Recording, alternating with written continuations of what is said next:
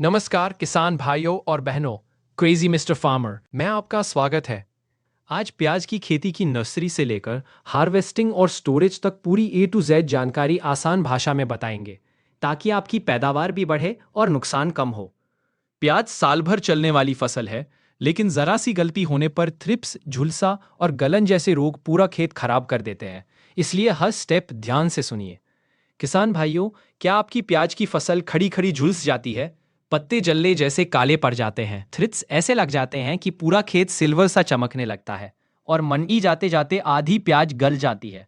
आज की इस वीडियो में एक ऐसा जबरदस्त सीक्रेट शेयर करूंगा जिससे आपकी प्याज में थ्रिप्स और झुलसा रोग का असर काफी हद तक कम हो सकता है। और ये ट्रिक ज्यादातर किसान करते ही नहीं, इसलिए वीडियो को आखिर तक ध्यान से देखिए, वरना बीच में छोड़ दिया तो सबसे जरूरी राज मिस हो जाएगा। प्याज के लिए ठंडी सर्द मौसम में पौधे की बढ़वार और हल्की गर्मी में गांठ बनना अच्छा माना जाता है। आदर्श तापमान लगभग 15 से 25 डिग्री सेल्सियस के बीच रहता है। बहुत तेज गर्मी या पाला दोनों से पौधे को नुकसान होता है।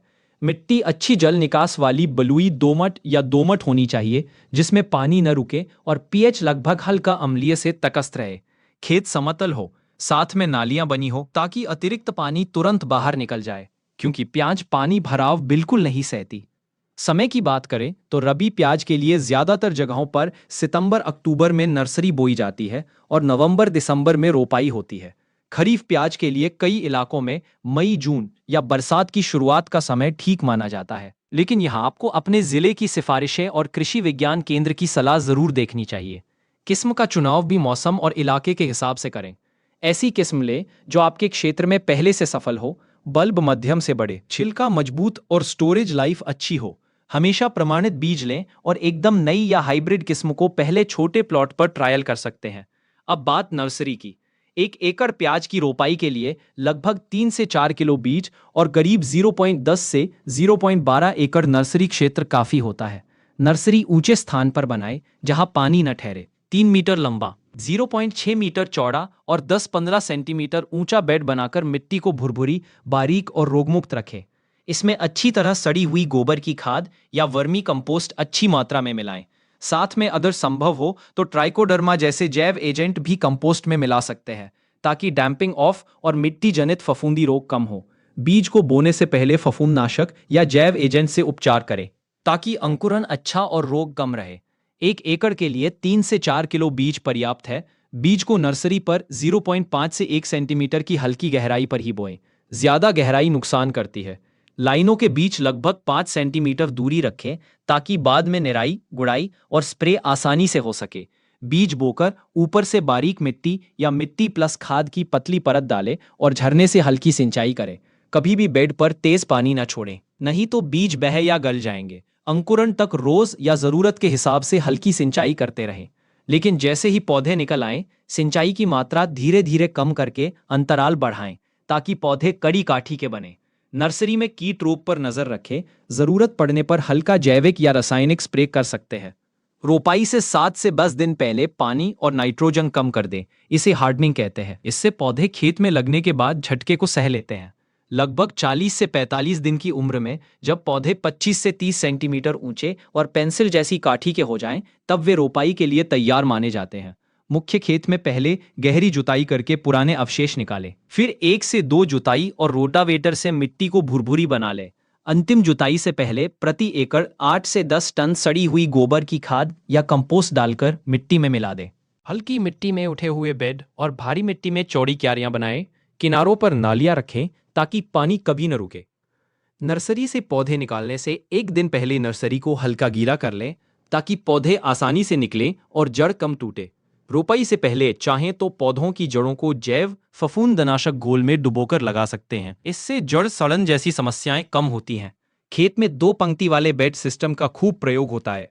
एक बेड पर 2 कतार रखें। कतार से कतार दूरी लगभग 15 सेंटीमीटर और पौधे से पौधे की दूरी लगभग 10 सेंटीमीटर रखी जाती है। इससे बल्ब का साइज अच्छा और एक समान बनता है। कई किसान रोपाई से पहले पौधों की पत्तियों का ऊपरी 1/3 हिस्सा हल्का काटकर लगाते हैं, जिससे वाष्पीकरण कम होता है और नई जड़ों व पत्तियों की बढ़वार तेज होती है। रोपाई के तुरंत बाद हल्की सिंचाई करें, ताकि पौधे मिट्टी से अच्छे से चिपक जाएं। अब खाद और पोषण की बात करें प्याज की जड़ें उथली होने से इसे लगातार लेकिन संतुलित पोषण चाहिए। आमतौर पर प्रति एकड़ 60 किलो नाइट्रोजन, 24 किलो फास्फोरस और 24 किलो पोटाश देने की सिफारिश की जाती है, जिसे 2-3 किस्तों में बांटना बेहतर है। फास्फोरस और पोटाश की पूरी मात्रा और नाइट्रोजन का लगभग 1/3 हिस्सा खेत तैयारी के समय ही बेसल के रूप में दें। बाकी नाइट्रोजन रोपाई के 20-25 दिन बाद और 40-45 दिन बाद टॉप ड्रेसिंग के रूप में डाल सकते हैं। यदि टपक सिंचाई है तो फर्टिगेशन से नाइट्रोजन और अन्य घुलनशील उर्वरक को थोड़ी थोड़ी मात्रा में देना सबसे अच्छा रहता है। इसके साथ जैविक स्रोत जैसे गोबर की खाद, वर्मी कंपोस्ट, नीम की खली आदि जरूर शामिल करें। इससे मिट्टी की सेहत सुधरती है और प्याज की क्वालिटी व स्टोरेज लाइफ बेहतर होती है। सूक्ष्म तत्वों की कमी दिखे तो जिंक, बोरॉन आदि का पत्ती पर स्प्रे या मिट्टी में डालकर सुधार किया जा सकता है। सिंचाई में प्याज को थोड़ी थोड़ी लेकिन नियमित नमी पसंद है। रोपाई के तुरंत बाद पहली सिंचाई करें। फिर मौसम व मिट्टी के अनुसार हल्की मिट्टी में 3 से 4 दिन पर और भारी मिट्टी में 5 से 7 दिन पर सिंचाई दे सकते हैं। बल्ब बनने के समय नमी में अचानक ज्यादा घटबढ़ न होने दें, वरना बल्ब फट सकते हैं या आकार छोटा रह जाता है। फसल पकने से लगभग 10 से 15 दिन पहले सिंचाई बंद कर देना चाहिए ताकि गले ठीक से सूखें और स्टोरेज लाइफ बढ़े। जहां टपक सिंचाई उपलब्ध हो वहां पानी की बचत, खरपतवार नियंत्रण और फर्टिगेशन तीनों का बढ़िया लाभ मिल जाता है। चाहें तो प्लास्टिक मल्च भी उपयोग कर सकते हैं। खरपतवार यानी घास फूस प्याज की शुरुआती 30 से 40 दिन में काफी नुकसान करती है। इस अवधि में खेत को खरपतवार मुक्त रखना बहुत जरूरी है। रोपाई के लगभग 15 से 20 दिन बाद पहली गुड़ाई निराई करें। फिर जरूरत मिलने पर 35 से 40 दिन के आसपास दूसरी निराई कर सकते हैं। मजदूरी महंगी हो तो अनुशंसित खरपतवार नाशक का उपयोग कर सकते हैं, लेकिन लेबल पर लिखी डोज और कृषि विशेषज्ञ की सलाह के हिसाब से ही कार्य करें। मेड़ और नालियां भी घास फूस से साफ रखें। अब आता है वह हिस्सा जहां आपका वायरल हुक काम आता है, प्याज का सबसे खतरनाक कीट थ्रिप्स। यह बहुत छोटे छोटे कीट होते हैं जो पत्तियों का रस चूस लेते हैं, जिससे पत्तियां सिल्वर सिल्वर दिखने लगती हैं और पूरा खेत दूर से जले जले जैसा लगने लगता है। अगर थ्रिप्स को समय पर कंट्रोल न किया जाए तो उपज में भारी गिरावट आ सकती है और साथ साथ झुलसा जैसी बीमारियों का दबाव भी बढ़ जाता है। इनको कंट्रोल करने का सीक्रेट ट्रिक ये है कि आप सिंचाई के साथ साथ पत्तियों पर सीधे तेज पानी का जेट स्प्रे करें, जिससे थ्रिप्स की संख्या अचानक काफी कम हो जाती है। इसके साथ ही प्रति एकड़ 10 से 12 पीली और नीली चिपचिपी ट्रैप लगाएं, जो उड़ने वाले कीटों को पकड़कर उनकी आबादी कम करेंगे। और बहुत जरूरी बात, नाइट्रोजन उर्वरक जरूरत से ज्यादा न दें, क्योंकि बहुत कोमल घनी हरी पत्तियों पर थ्रिप्स का हमला ज्यादा होता है। इसके बाद अनुशंसित कीटनाशकों को रोटेशन में समय और डोज का ध्यान रखते हुए स्प्रे करें। एक ही दवा को बार बार न इस्तेमाल करें ताकि प्रतिरोध न बने। चाहे तो नीम आधारित या अन्य बायोपेस्टिसाइड को भी प्रोग्राम में शामिल कर सकते हैं। रोगों में प्याज के लिए purple blotch, stemphylium blight, downy mildew और नेक रॉट जैसे रोग अधिक महत्वपूर्ण हैं। इनमें पत्तियों पर भूरे बैंगनी या पीले भूरे धब्बे बनते हैं, पत्तियां ऊपर से सूखने लगती हैं और बल्ब भरना रुक जाता है। ठंडी और ज्यादा नमी वाली परिस्थितियों में ये रोग तेजी से फैलते हैं। बचाव के लिए सबसे पहले स्वस्थ बीज और पौधे, फसल चक्र, खेत में उचित दूरी और हवा का अच्छा प्रवाह जरूरी है। सिंचाई और स्प्रे हमेशा सुबह के समय ही करें। देर शाम या रात में पत्तियां ज्यादा देर गीली न रहें।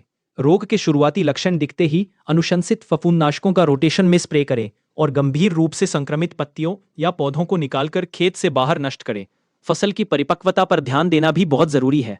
जब लगभग 50 से 70% पौधों की पत्तियां स्वाभाविक रूप से झुककर गिर जाएं और गले पतले नरम हो जाएं, तब प्याज कटाई के लिए तैयार मानी जाती है। बहुत जल्दी खींचने से बल्ब पूरी तरह नहीं पकते, जिससे स्टोरेज लाइफ कम हो जाती है, जबकि बहुत देर करने से गलन और फटने की दिक्कत बढ़ सकती है। कटाई के समय पौधों को हल्के हाथ से उखाड़े, बल्ब पर चोट न लगने दे। उखड़ी प्याज को पहले 2 से 3 दिन तक खेत में धूप में सुखाएं, फिर छांव में उल्टा करके लटका दें या फैला दें, ताकि गले और छिलके अच्छी तरह सूख जाएं और मजबूत हो जाएं। अच्छी किस्मों और सही प्रबंधन में प्याज की उपज काफी ऊंची मिल सकती है, जो किसान के लिए अच्छा मुनाफा दे सकती है। सुखाने के बाद प्याज की ग्रेडिंग करें। छोटे, मध्यम और बड़े बल्ब अलग अलग रखिए। कटे फटे, रोगग्रस्त या सड़ी प्याज को तुरंत अलग निकाल ले, इन्हें स्टोर न करें। स्टोरेज के लिए ऐसा भवन चुनें जहां हवा चारों ओर से आसानी से आए जाए, सीलन न हो और तापमान तुलनात्मक रूप से ठंडा व सूखा रहे। प्याज को लकड़ी या बांस के रैक, क्रेट या नेट बैग में इस तरह रखें कि परतों के बीच हवा चलती रहे। जहां संभव हो, विशेष प्याज भंडारण संरचनाएं या पिरामिड टाइप ढांचे भी बनवाए जा सकते हैं, जिससे सड़न कम होगी। मार्केटिंग के लिए मंडी भाव, आसपास के शहरों की मांग और भंडारण क्षमता को ध्यान में रखकर सही समय पर माल निकालें। यदि आप किसान समूह या संस्था के रूप में बेचते हैं तो रेट और नेगोशिएशन दोनों बेहतर मिल सकते हैं। किसान भाइयों, इस तरह नर्सरी से लेकर स्टोरेज तक प्याज की पूरी यात्रा अगर आप प्रैक्टिकल तरीके से अपनाएंगे, खासकर थ्रिप्स और झुलसा पर वाला पानी स्प्रे, स्टिकी ट्रैप और संतुलित नाइट्रोजन वाला सीक्रेट, तो आपकी फसल पर कीट रोग का दबाव काफी कम होगा और उत्पादन व मुनाफा दोनों बढ़ेंगे। अगर इस जानकारी से आपको मदद मिली हो तो इस वॉइस ओवर को अपने वीडियो में इस्तेमाल करिए, अपने अनुभव कमेंट में जरूर बताइए और अपने किसान भाइयों के साथ शेयर करिए। चैनल क्रेजी मिस्टर फार्मर को सब्सक्राइब करके बेल आइकन दबाना ना भूलें ताकि अगली फसल की कमाल की जानकारी आप तक सबसे पहले पहुंचे। जय जवान, जय किसान। धन्यवाद।